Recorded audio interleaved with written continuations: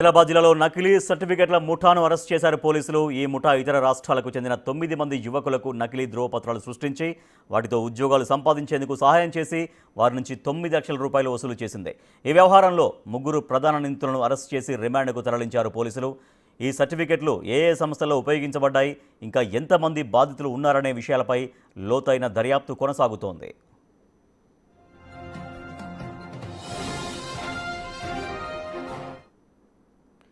నకిలీ ధ్రువపత్రాలతో ఏకంగా కేంద్ర భద్రతా బలగాల్లో ఉద్యోగాలు పొందారు కేటుగాళ్లు. 2023 డిసెంబర్లో విడుదలైన జనరల్ డ్యూటీ కానిస్టేబుల్ నోటిఫికేషన్లో తప్పుడు ధ్రువపత్రాలతో ఉద్యోగాలు సంపాదించారు. ఉమ్మడి ఆదిలాబాద్ జిల్లా మావోయిస్టు ప్రభావిత ప్రాంతం కావడం, గిరిజనుల సంఖ్య అధికంగా ఉండడంతో పోటీ తక్కువగా ఉంటుందని ఉత్తరాది ముఠాలు దీనిపై దృష్టి పెట్టాయి.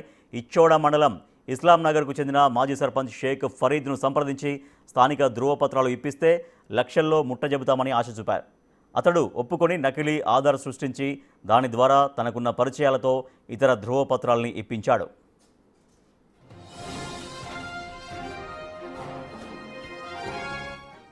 ఇచ్చోడకు చెందిన షేక్ కలీం సాయంతో ఉత్తరప్రదేశ్, మధ్యప్రదేశ్, రాజస్థాన్కు చెందిన యువకులు 10వ తరగతి మార్కుల స్థానికత ధ్రువపత్రాలని తీసుకున్నారు.